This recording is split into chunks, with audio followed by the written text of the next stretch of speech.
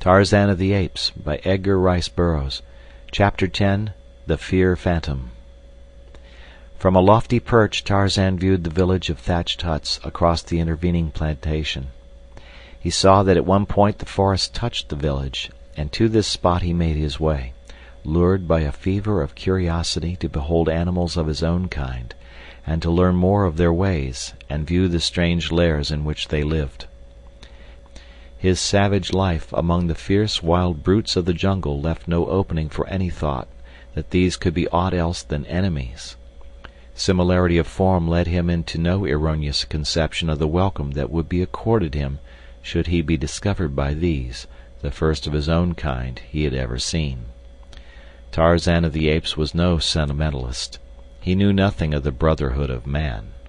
All things outside his own tribe were his deadly enemies, with a few exceptions of which Tantor, the elephant, was a marked example. And he realized all this without malice or hatred. To kill was the law of the wild world he knew. Few were his primitive pleasures, but the greatest of these was to hunt and kill, and so he accorded to others the right to cherish the same desires as he, even though he himself might be the object of their hunt. His strange life had left him neither morose nor bloodthirsty. That he joyed in killing, and that he killed with a joyous laugh upon his handsome lips, betokened no innate cruelty. He killed for food most often, but, being a man, he sometimes killed for pleasure, a thing which no other animal does. For it has remained for man alone among all creatures to kill senselessly and wantonly, for the mere pleasure of inflicting suffering and death. And when he killed for revenge or in self-defense, he did that also without hysteria, for it was a very business-like proceeding which admitted of no levity. So it was that now, as he cautiously approached the village of Mbonga, he was quite prepared either to kill or be killed, should he be discovered. He proceeded with unwonted stealth, for Kulonga had taught him great respect for the little sharp splinters of wood which dealt death so swiftly and unerringly. At length he came to a great tree, heavy laden with thick foliage, and loaded with pendant loops of giant creepers. From this almost impenetrable bower above the village he crouched, looking down upon the scene below him, wondering over every feature of this new, strange life. There were naked children running and playing in the village street. There were women grinding dried plantain in crude stone mortars, while others were fashioning cakes from the powdered flour. Out in the fields he could see still other women hoeing, weeding, and gathering. All wore strange protruding girdles of dried grass about their hips, and many were loaded with brass and copper anklets, armlets, and bracelets. Around many a dusky neck hung curiously coiled strands of wire, while several were further ornamented by huge nose rings. Tarzan of the Apes looked with growing wonder at these strange creatures. Dozing in the shade he saw several men, while at the extreme outskirts of the clearing he occasionally caught glimpses of armed warriors, apparently guarding the village against surprise from an attacking enemy. He noticed that the women alone worked. Nowhere was there evidence of a man tilling the fields or performing any of the homely duties of the village. Finally his eyes rested upon a woman directly beneath him. Before her was a small cauldron standing over a low fire, and in it bubbled a thick, reddish, tarry mass. On one side of her lay a quantity of wooden arrows, the points of which she dipped into the seething substance, then laying them upon a narrow rack of boughs which stood upon her other side. Tarzan of the Apes was fascinated. Here was the secret of the terrible destructiveness of the archer's tiny missiles. He noted the extreme care which the woman took that none of the matter should touch her hands, and once when a particle splattered upon one of her fingers, he saw her plunge the member into a vessel of water and quickly rub the tiny stain away with a handful of leaves. Tarzan knew nothing of poison, but his shrewd reasoning told him that it was this deadly stuff that killed, and not the little arrow, which was merely the messenger that carried it into the body of its victim. How he should like to have more of those little death-dealing slivers.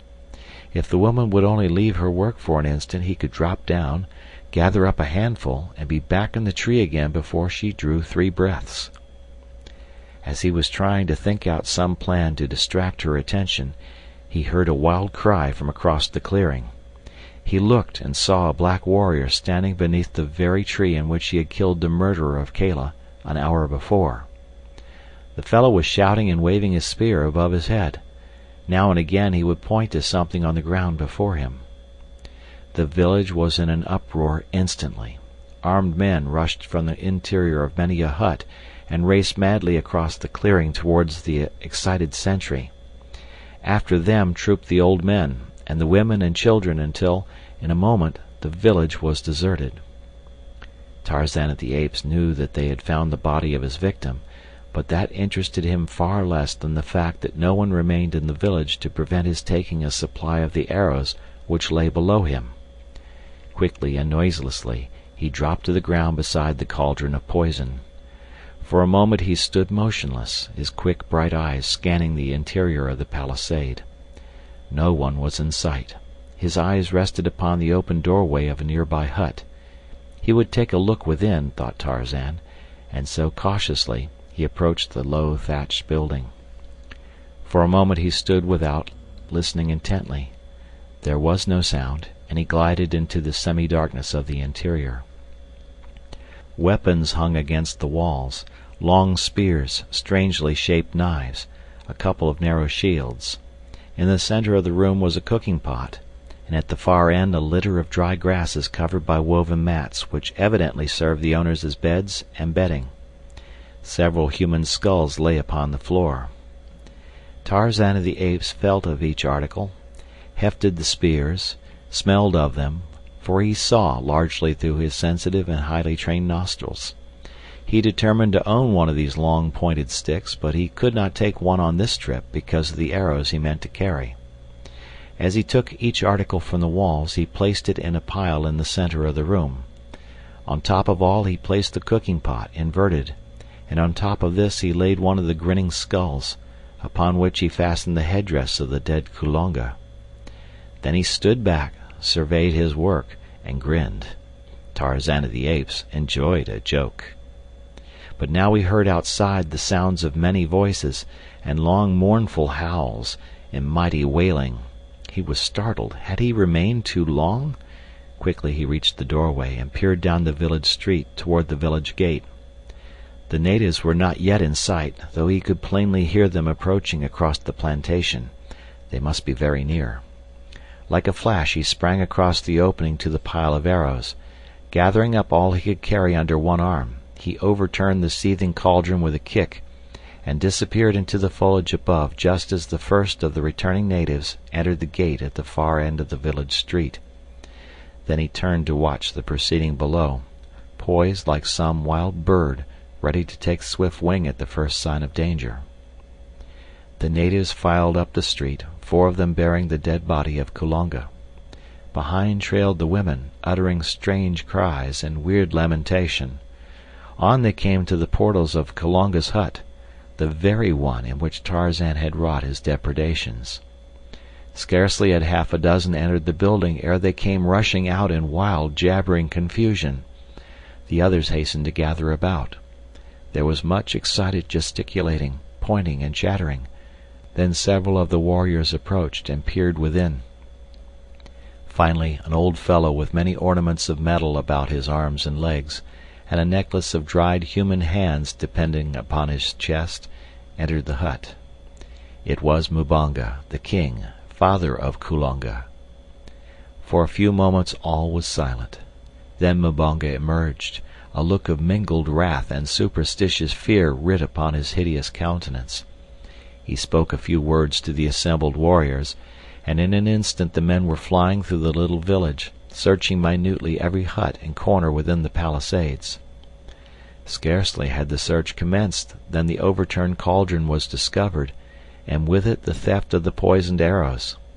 Nothing more they found, and it was a thoroughly awed and frightened group of savages which huddled around their kings a few moments later.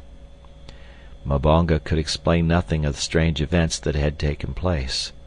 the finding of the still warm body of Kulonga, on the very verge of their fields and within easy earshot of the village, knifed and stripped at the door of his father's home, was in itself sufficiently mysterious, but these last awesome discoveries within the village, within the dead Kulonga's own hut, filled their hearts with dismay, and conjured in their poor brains only the most frightful of superstitious explanations.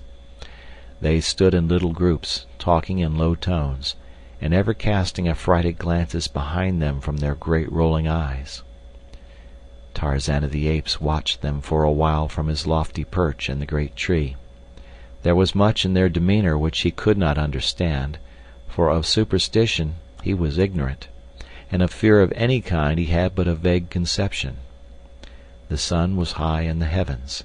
Tarzan had not broken fast this day, and it was many miles to where lay the toothsome remains of Horta the boar. So he turned his back upon the village of Mbonga and melted away into the leafy fastness of the forest. End of chapter.